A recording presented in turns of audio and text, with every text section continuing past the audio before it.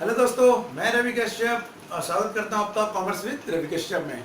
दोस्तों, आज हम डिस्कस करने वाले हैं chapter number 16 business organisation and management का, जो कि है human resource management. Human resource management का मतलब होता है मानव संसाधन प्रबंधन। ये मानव संसाधन प्रबंधन मीन्स ह्यूमन रिसोर्स मैनेजमेंट होता क्या है? वेल, इन शॉर्ट इसको HRM के नाम से भी जाना जाता है।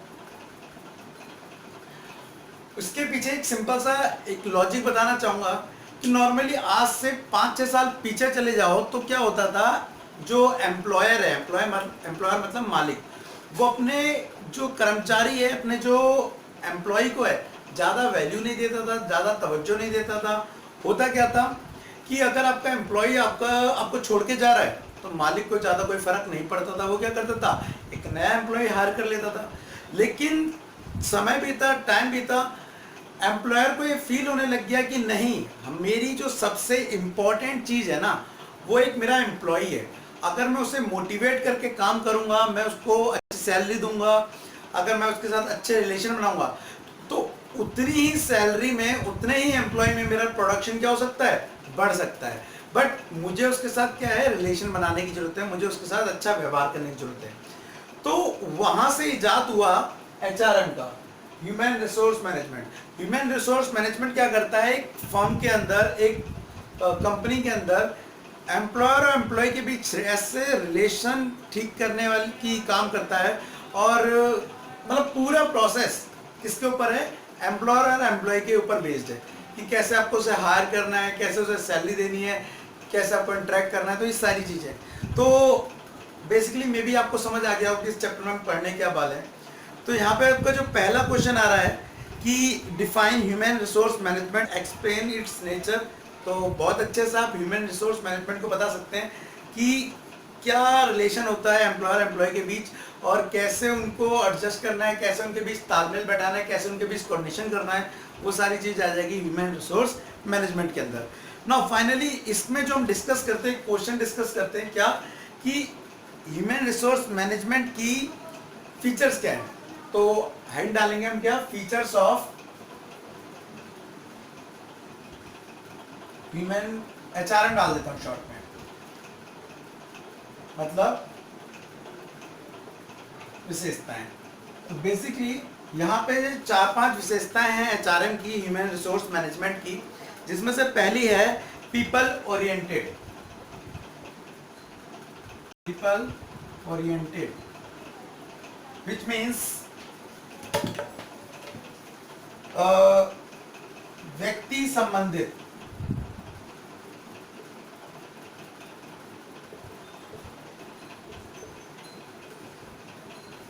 हमारा जो HRM है, ह्यूमन रिसोर्स मैनेजमेंट है, वो बेसिकली किस पे फोकस है, एक लोगों पे फोकस है। मीन्स अभी मैंने जैसा बताया आपको, यहाँ पे एम्प्लॉयर और एम्प्लॉय के बीच क्या करना है, रिलेशन ठीक करना है, ताकि फर्म अच्छा काम कर सके, उन्हें मोटिवेशन मिल सके और प्रोडक्टिविटी क्या हो सके, फर्म की ज़्यादा हो सके। तो बेसिकली काम किस पे किया जा रहा है, लोगों पे किया जा रहा है। तो HRM जो है वो बेस्ड है किस पे, व्यक्तियों पर, मीन्स पीपल पे। तो फर्स्ट पॉइंट इज क्या है, people oriented. Second point is comprehensive function.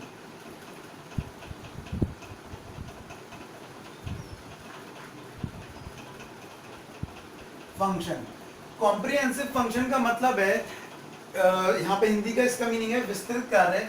इसका मतलब है कि जो ये HRM है, मीन्स ह्यूमन रिसोर्स मैनेजमेंट का जो काम है, वो ओनली किसी एक लेवल तक नहीं है, मैनेजमेंट के हर लेवल, क्योंकि मैनेजमेंट में हर जगह कौन काम कर रहा है, इंसान काम कर रहा है। और HRM बना किसके लिए, इंसानों के लिए बना है, मीन्स मानव के लिए। तो जहाँ जहाँ भी पीपल काम कर रहे हैं फर्म के अंदर, वहां पर इसका काम होता है। तो विस्तृत कार्य है, इसका ध्यान रखिए, एक जगह तक सीमित या लिमिटेड नहीं है। थर्ड पॉइंट इसका जो इंपॉर्टेंट है वो है एक्शन ओरिएंटेड,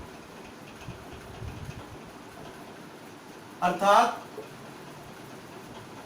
कार्यात्मक।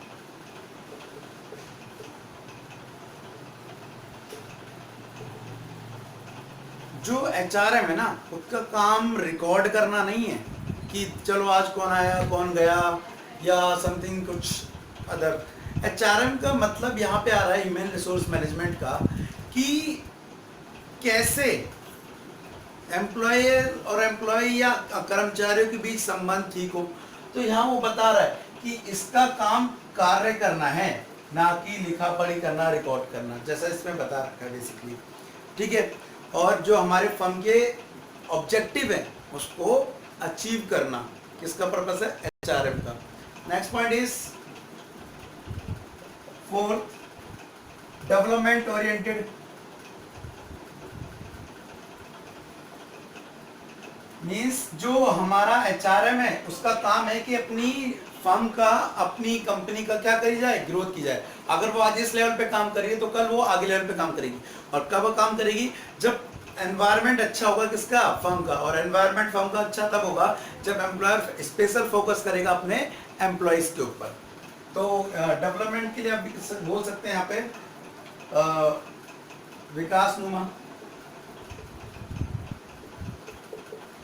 And fifth point is pervasive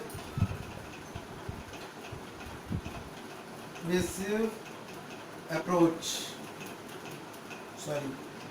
Pervasive function. सर्वव्यापक। सर्वव्यापक का मतलब हो गया हर जगह। जो एचआरएम है ना, ह्यूमन रिसोर्स मैनेजमेंट, वो एक ऐसी टेक्निक है जो आज की डेट में हर फर्म में हर लेवल पे पाई जाती है।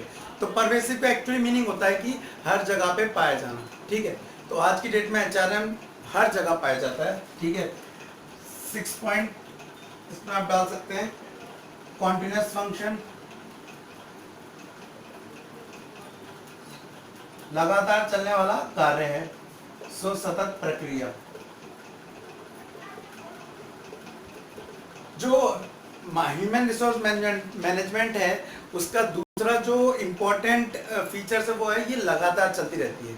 आप पूरे साल का रिसोर्स मैनेजमेंट किसका, एम्प्लॉयर एम्प्लॉय के बीच, एम्प्लॉइज के बीच एक साथ करके नहीं रख सकते हैं। तो आपको क्या करना पड़ेगा, वो लगातार करते रहना पड़ेगा। तो ये क्या है, कंटिन्यूस चलने वाली एक्टिविटी है। तो बेसिकली यहाँ पे 2-3 एक्टिविटी और दी हैं जो फीचर्स हैं किसकी, एचआरएम की। तो आप उसको पढ़ सकते हैं, देख सकते हैं। उसके बाद दोस्तों यहाँ पे एक इंपॉर्टेंट क्वेश्चन आ रहा है जो मैं आपको ऐसे ही समझाना चाहूंगा। मानव संसाधन प्रबंधन के उद्देश्य और महत्व बताइए। मीन्स जो आपकी एचआरएम है, ह्यूमन रिसोर्स मैनेजमेंट, उसके सिग्निफिकेंस क्या है और उसकी ऑब्जेक्टिव क्या है। तो बेसिकली यहाँ तो आप सिग्निफिकेंस पॉइंट वाइज दिए हुए हैं, इजीली रीड कर सकते हैं अगर आपको मीनिंग समझ आ गया है एचआरएम का। दूसरा बात कर रहे हैं महत्व की। तो महत्व किसके लिए, एक ऑर्गेनाइजेशन के लिए क्या महत्व होंगे, या एक इंडिविजुअल के लिए क्या महत्व होंगे, या हमारे सोसाइटी के लिए क्या महत्व होंगे, या हमारे देश के लिए क्या महत्व होंगे। तो ये डिफरेंट टाइप्स आप डाल के significance for nation, significance for professional, significance for organisation, significance for society, ऐसे डाल के आपको इस पॉइंट को क्या करना पड़ेगा, एक्सप्लेन करना पड़ेगा। इजी है, आप पढ़ सकते हैं एक बार इसको। ओके, उसके बाद मैं बताना चाह रहा हूं यहाँ पे कि नेक्स्ट क्वेश्चन जो आ रहा है वो आ रहा है explain the function of human resource management.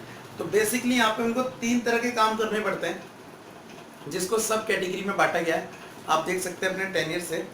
सबसे पहला जो काम है वो है प्रिक्योरमेंट फंक्शन, प्राप्ति कार्य, जो उसका मेन काम फंक्शन है, जिसके अंदर ये क्या करते हैं, जो लोग काम कर रहे हैं एक्चुअली उनको एनालाइज करते हैं, जॉब एनालिसिस करते हैं उसके अंदर। ठीक है, उसके बाद एचआर प्लानिंग, किसको लेना है किसको नहीं लेना है फर्म में। ठीक है, और हमारी लागत कितनी आनी है एम्प्लॉय के ऊपर, ये सारी चीजें एचआर प्लानिंग कहलाती है।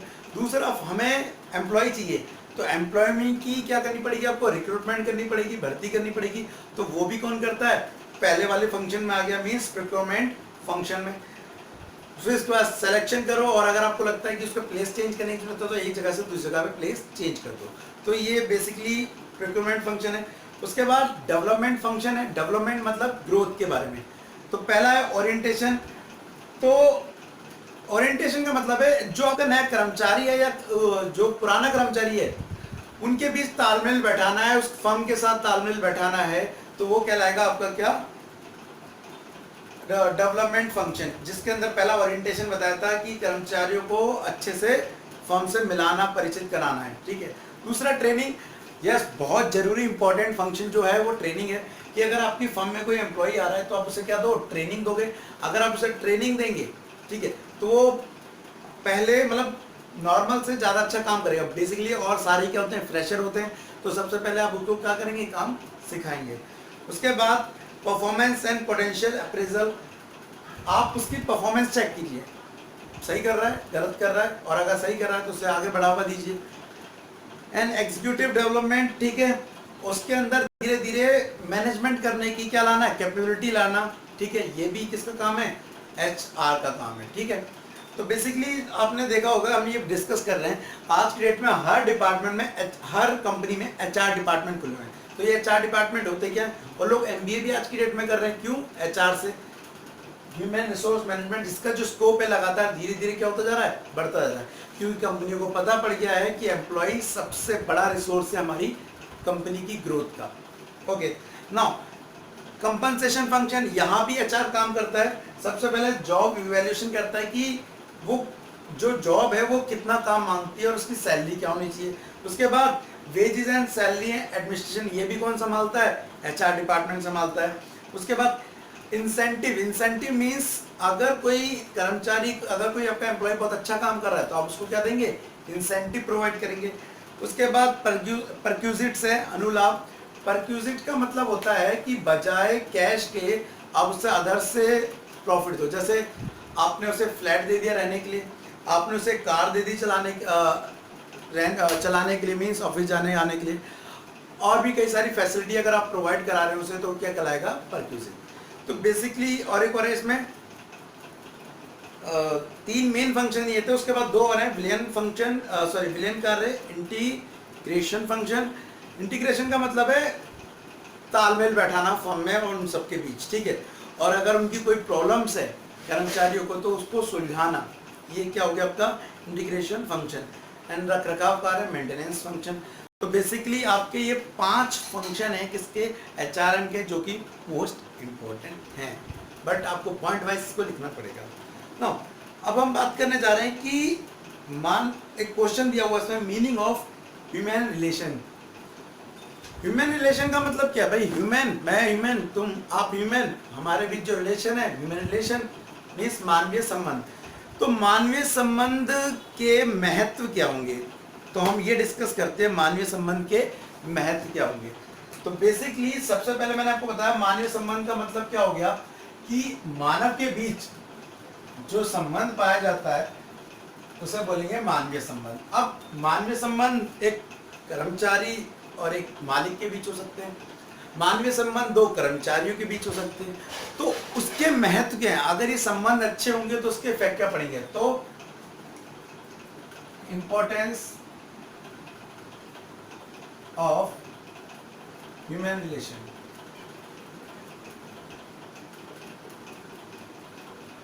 महत्व इसके मानवीय संबंध के, ठीक है। तो इसमें सबसे पहले बता रहा है कि अगर आपके मानवीय संबंध अच्छे हैं तो आपकी एफिशिएंसी बढ़ती है, एफिशिएंसी, जिसका मतलब होता है कुशलता। कुशलता मतलब पहले से अच्छा कार्य करना, कम समय में ज्यादा कार्य करना। धीरे धीरे क्या होता है, जब आप उसके साथ अच्छा काम करेंगे तो उसको मोटिवेशन मिलता है, उसको सहयोग मिलता है, उसको कोऑर्डिनेशन मिलता है, जिसकी वजह से वो पहले से क्या करता है, काम ज्यादा करने लगता है। तो पहला एफिशिएंसी बढ़ती है। Second point is optimum use of resources, optimum use of resources, संसाधनों का सदुपयोग। इसका मतलब हो गया संसाधनों का सदुपयोग। अब आपने क्या करा कि HR के अंदर जो काम आता है, आपने क्या करा, उसको अपनी फर्म से मिलाया, अपने कर्मचारियों से मिलाया, फर्म के बारे में बता दिया, तो वो बहुत अच्छे से जान गया कि कैसे काम करना है, कैसे नहीं काम करना है। तो लोगों और मशीनों के बीच वो ऐसा घुल जाएगा फर्म में कि रिसोर्सेज की वेस्टेज क्या करेगा, कम करेगा। तो संसाधनों का यहाँ पे क्या होगा, अच्छा प्रयोग होगा। उसके बाद मोरल जस्टिफिकेशन,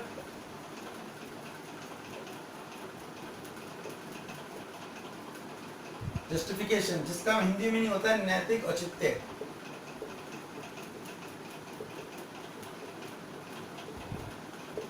नैतिक औचित्य का मतलब क्या है कि जब एचआर काम करता है ना, तो वो सब उसे भी पता पड़ जाता है कि यार एक एम्प्लॉय को भी क्या चाहिए, एक तरह से रिस्पेक्ट चाहिए। उसका भी क्या होता है, सेल्फ रिस्पेक्ट होती है, आत्मसम्मान होता है। तो अगर वो एम्प्लॉय को रिस्पेक्ट देगा, ऑनर ऑनर को रिस्पेक्ट देगा एम्प्लॉय, तो उनके बीच बर्ताव क्या होगा, अच्छा होगा। दैट इज मोरल जस्टिफिकेशन, जो कि फर्म के लिए बहुत अच्छी बात होगी। नेक्स्ट पॉइंट इसके बाद दिया है सोशल वेलफेयर।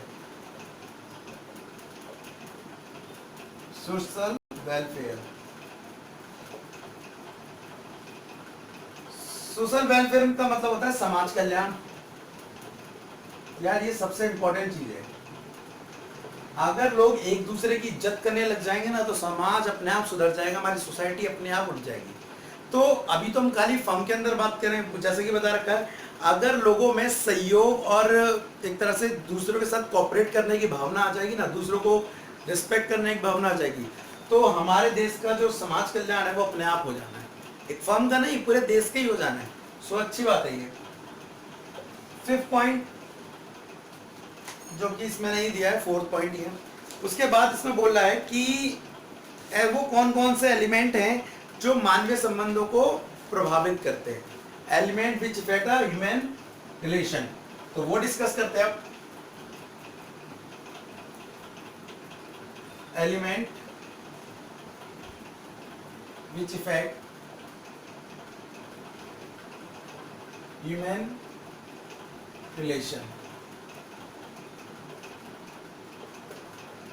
तत्व, मानवीय संबंधों को प्रभावित करने वाले तत्व, हेडिंग इसकी ये होगी। ठीक है, बेसिकली अब इसमें क्या है, 5 चीजें हैं जो मानवीय संबंधों, आपके और मेरे संबंधों को भी क्या कर सकती हैं, प्रभावित कर सकती हैं।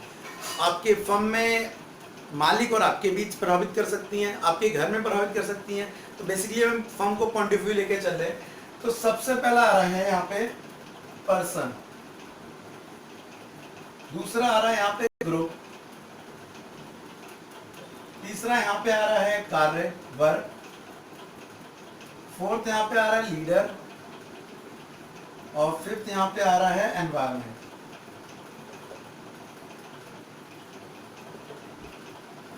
बेसिकली क्या है, अगर मैं बात करूं यहाँ पे, तो एक ह्यूमन रिलेशन का सबसे बड़ा जो इफेक्ट डालने वाला व्यक्ति होता है वो खुद होता है व्यक्ति, और तो सब जिससे बात करें वो सामने वाला व्यक्ति।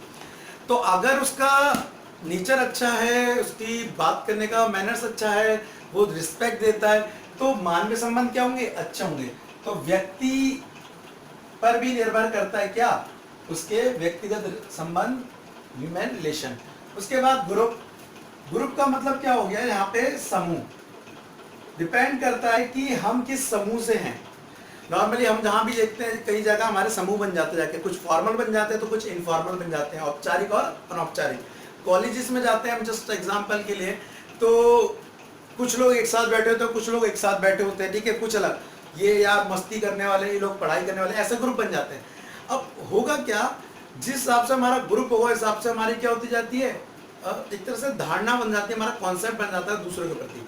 तो ये भी इफेक्ट डालते हैं हमारे किस पे, ह्यूमन रिलेशन पे। ठीक है, कई बार होता है यार मैं इससे बात करूंगा तो छोटी कास्ट का है, समथिंग लाइक, तो हम डिपेंड, हमारे ग्रुप भी हमारे ह्यूमन रिलेशन पे इफेक्ट डालता है। नेक्स्ट वर्क, कई बार हम काम करने के हिसाब से भी हमारा इस पे इफेक्ट पड़ता है, हमारे ह्यूमन रिलेशन पे इफेक्ट पड़ता है। जैसे कि बता रखा है कि अगर आप अच्छा काम कर रहे हैं तो आपको सकारात्मक दृष्टिकोण बनता है, मीन्स पॉजिटिव एटीट्यूड बनता है उससे रिलेटेड। और अगर काम अच्छा नहीं कर रहे हैं तो आपका बॉस भी आपको गाली देगा। ठीक है, तो काम अच्छा करेंगे तो उससे हमारे ह्यूमन रिलेशन भी ठीक रहते हैं। उसके बाद लीडर, मतलब जिसको हम फॉलो कर रहे हैं वो हमें क्या सिखा रहा है। अगर वही हमें बेकार चीज सिखा रहा है तो यार हमारे दिमाग में तो गलत बातें आएंगी, और गलत बातें आएंगी तो हमारा रिस्पॉन्स भी दूसरों के साथ क्या होगा, बेकार होगा। उसके बाद एनवायरनमेंट, हम ज़्यादातर जो सीखते हैं वो अपने बाहरी वातावरण से सीखते हैं। तो अगर एनवायरनमेंट भी बेकार होगा तो उससे हमारे रिलेशन पे भी क्या पड़ेगा, इफेक्ट पड़ेगा। दोस्तों ये हुआ क्वेश्चन। नेक्स्ट, इसके बाद हम क्वेश्चन डिस्कस करेंगे अगला। अगला जो क्वेश्चन है वो थोड़ा सिंपल सा है, तो मैं एक्सप्लेन बस यहीं पे कर दे रहा हूँ, आप पॉइंट पढ़ सकते हैं उसमें से। क्वेश्चन है, what do you understand by the term employer employee relation. Employer employee relation, employer employee relation. Employer का मतलब हो गया मालिक, एम्प्लॉय का मतलब हो गया कर्मचारी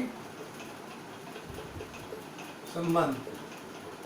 तो बेसिकली क्या हुआ, एक फर्म में मेन कौन होता है, एक कर्मचारी और एक मालिक। तो उनके बीच जो भी संबंध होते हैं, चाहे वो अच्छे हो चाहे वो बेकार हो, तो उनकी एनालिसिस करना रिलेशन के बारे में, दैट इज कॉल्ड मालिक कर्मचारी संबंध, एम्प्लॉयर एम्प्लॉय रिलेशन। इसको आप डिटेल में पढ़ सकते हैं, आपके बुक में दिया हुआ है, समझ भी सकते हैं ना। अब हम जो डिस्कस करने वाले हैं वो इंपॉर्टेंट क्वेश्चन है जिसके पॉइंट्स भी हैं। Explain the causes of poor employer and employee relation. कर्मचारी और मालिक के बीच खराब संबंध कब होते हैं और क्यों होते हैं और इनको कैसे ठीक कर सकते हैं। तो बेसिकली पहले हम डिस्कस करते हैं why poor relationship between employer and employee. ठीक है, तो हम डालेंगे causes of poor employer employee relationship.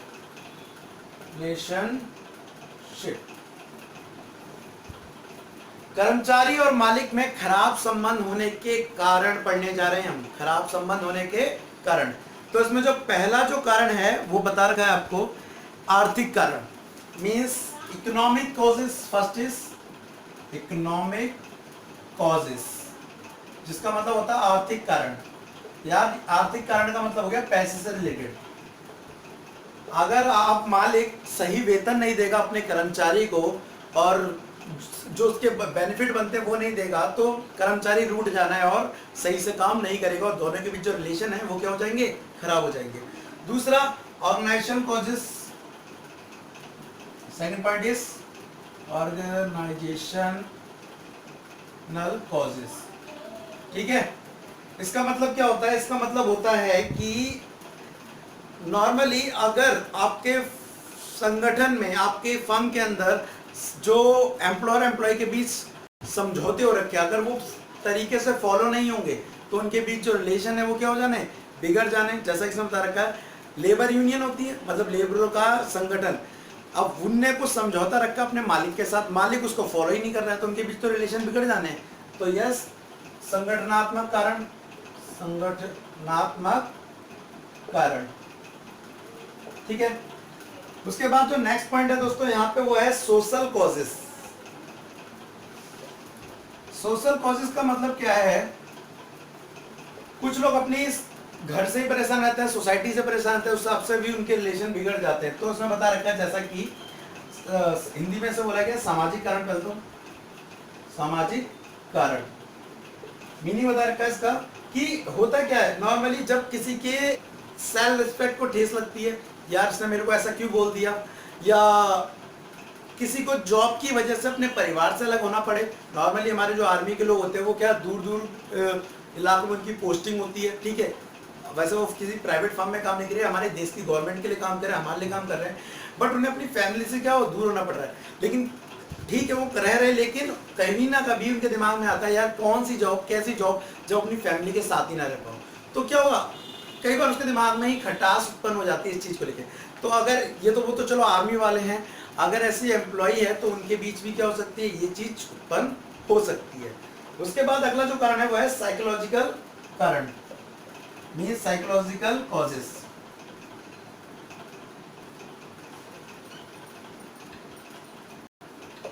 Causes जिसके अंदर आ गया मनोवैज्ञानिक कारण। दोस्तों मनोवैज्ञानिक कारण क्या हुआ है यहाँ पे, जैसा कि बता रखा है इसमें कि कई बार मालिक अपनी चला रहा है, सिंपल सा एक वर्ड होता है तानाशाही करना। ठीक है, वह कर्मचारी की सुन नहीं रहा, तो कर्मचारी के अंदर क्या आ जाएगा, एक बेकार भावना आ जाएगी अपने मालिक के प्रति। ठीक है, फिर वो काम अच्छे से करके नहीं देगा, मानसिक असंतोष और मालिक और मजदूरों के बीच जो संबंध है वो बेकार हो जाना, इस हिसाब से भी क्या हो जाएगा, हमारे एम्प्लॉयर एम्प्लॉय रिलेशन खराब हो जाएंगे। उसके बाद नेक्स्ट पॉइंट है पॉलिटिकल कॉजेस। पॉलिटिकल कॉजेस क्या है एक्चुअली दोस्तों, मैं बताना चाहूंगा हिंदी में समझना पहले तो राजनीतिक कारण। आज की डेट में जो लेबर यूनियन है वो ना पॉलिटिकल पार्टी, पॉलिटिकल गवर्नमेंट के अंडर नाचने वाली तरह से कठपुतली है, जो कि जैसे कि हमारा बुक में ही बता रखा है कि मतलब जो वो वैसा कर देंगे वैसा करते हैं। मतलब वो अपनी सेल्फ रिस्पेक्ट और लेबर के बारे में ज़्यादा नहीं सोचते, जैसा उन्हें ऊपर से बोला जाता है वो वैसा करने लग जाते हैं। तो इससे भी में एम्प्लॉयर एम्प्लॉय रिलेशन क्या होंगे, खराब होंगे। तो दोस्तों ये कुछ कारण थे जिनकी वजह से एम्प्लॉयर एम्प्लॉय रिलेशनशिप क्या होते हैं, बेकार होते हैं। अब इसमें आप पढ़ सकते हैं कि इसको सुधारने के क्या उपाय हैं। तो आप अच्छी बात है कि इसमें कंस्ट्रक्टिव एटीट्यूड रखें, सकारात्मक नजरिया रखें आप एक दूसरे के प्रति, तो आप अपने बीच एम्प्लॉयर और एम्प्लॉय के बीच रिलेशन को सुधार सकते हैं। दूसरा, पहले से तय कर लें कि हमारे नियम कानून क्या होंगे और उस हिसाब से दोनों सख्ती से फॉलो करें। कोई भी पीछे नहीं हटेगा, ना लेबर यूनियन पीछे हटेगी ना ही मालिक पीछे हटेगा। उसके बाद जो यहाँ पे लेबर यूनियन है वो क्या होनी चाहिए, रिस्पॉन्सिबल होनी चाहिए, एक जिम्मेदार होनी चाहिए और अपने काम को सख्ती से निभाए। उसके बाद भागीदारी, पार्टिसिपेशन, इसका मतलब होना चाहिए दोनों मिलकर पार्टिसिपेट करें फर्म की को ग्रोथ करने के लिए। अगर दोनों फर्म में ग्रोथ करने के लिए पार्टिसिपेट करेंगे तो काम क्या होगा, ज़्यादा अच्छा होगा। उसके बाद लेबर वेलफेयर, मालिक को भी चाहिए कि उनकी शिकायतें सुने किनकी, लेबर की, और उनको समय समय उनका क्या करते रहे, निपटारा करते रहे। अगर ऐसा होगा तो एम्प्लॉयर एम्प्लॉय के रिलेशन क्या होंगे, अच्छे होंगे और फर्म की ग्रोथ भी क्या होगी, बड़ी तेजी से होगी। दोस्तों यहाँ पे हमारा ये चैप्टर खत्म होता है। अगर आपको ये वीडियो अच्छी लगी हो तो प्लीज़ लाइक करें, सब्सक्राइब करें और प्लीज़ अपने फ्रेंड्स के साथ जरूर शेयर करें जिसको इसकी ज़रूरत होगी। Thank you, tata and bye bye.